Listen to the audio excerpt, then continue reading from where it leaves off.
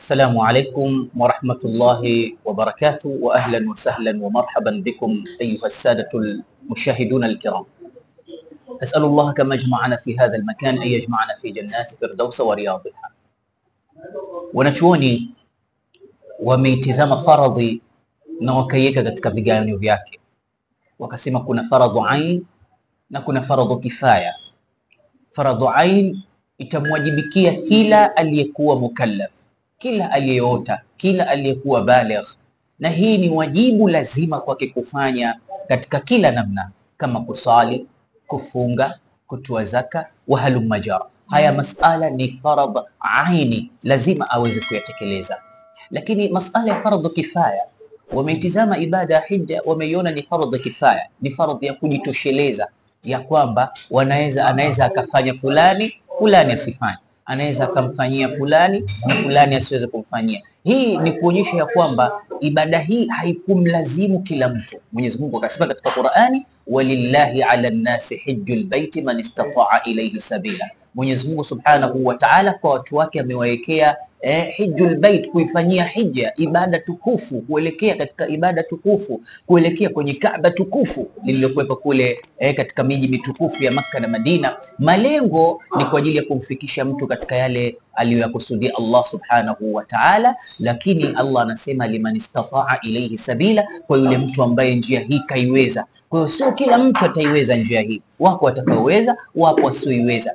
Lakini ukitizama masala ya uwezo, ni ule uwezo wa mali, ni ule uwezo wa nguvu, ni ule uwezo wa siha, ni ule uwezo wa afya, inaruhusu kufanya haya, basi sharti wewe Muislamu uweze kwenda kuitekeleza ibada hii. Na ndio maana Mtume alikuwa anasema katika hadithi, ta'ajjalu fil hijja, fanyeni haraka sana katika ibada hija, jihimuni katika kufanya ibada hija, fa innahu yamradhu almarid, kwa sababu mtu anaweza kaumwa, mtu anaweza akapotelewa na chake, mtu anaweza akafilisika. Sasa mtu afanye haraka katika kufanya ibada hija, mambo matatu haya kabla hajakukuta: imma kuumwa, ikawa sasa tena huwezi tena kuidiriki ibada hija kipindi cha afya, unahimizwa na kusisitizwa ukawe hukulijali hilo, au kupotelewa na fedha yako ambayo miaka mingi ulikuwa ukihifadhi, ukiweka, ukipiga mahesabu ya baadaye kwa utafanya ibada hija, lakini kwa bahati mbaya fedha ile ikapotea. Na njia nyingi za kupotea kwake, kuna kupotea kwa mafuriko, kuna kupotea mahala usijue umeweka wapi, kuna kupotea kwa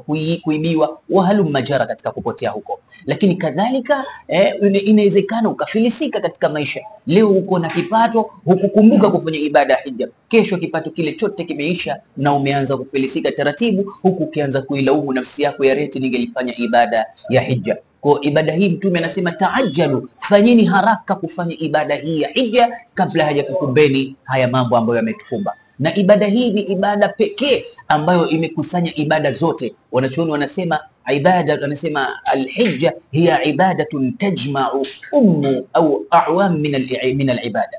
Anasema ibada ya hija imekusanya ibada zote, ni ummul ibada, ni mama wa ibada zote.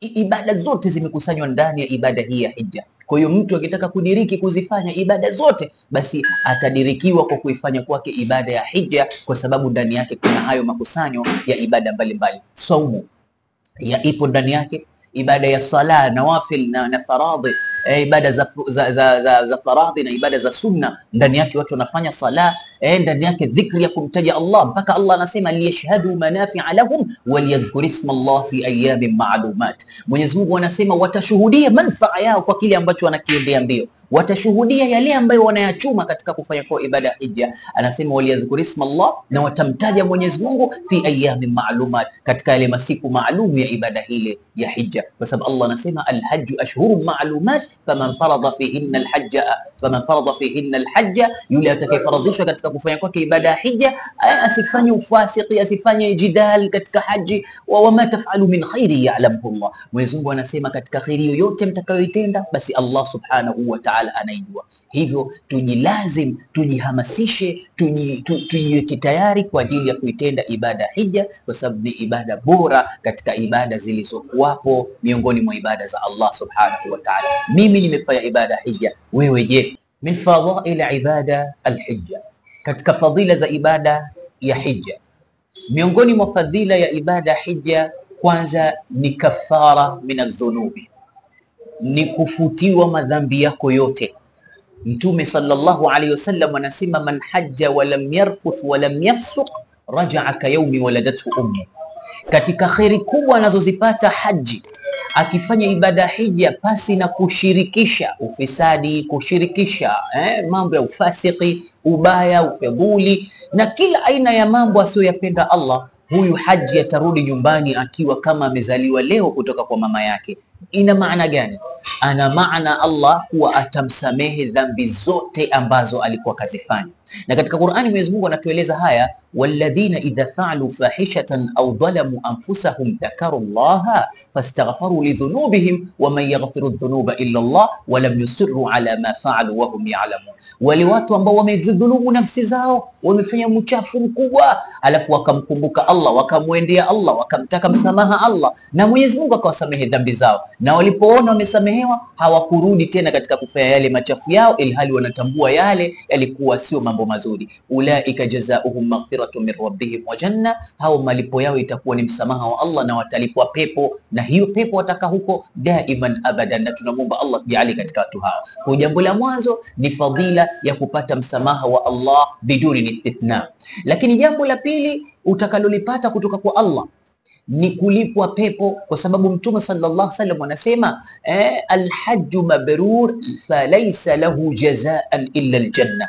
Hija ilokamilika, nidhamu, taratibu, hukumu, sheria, kanuni zote, basi haina malipo ila utapata pepo kwa Allah subhanahu wa ta'ala. Kwa hii ni katika fadhila moja kubwa, lakini kuna jambo jingine la fadhila ambalo utalipwa bila hisabu, nalo ni jambo la subra.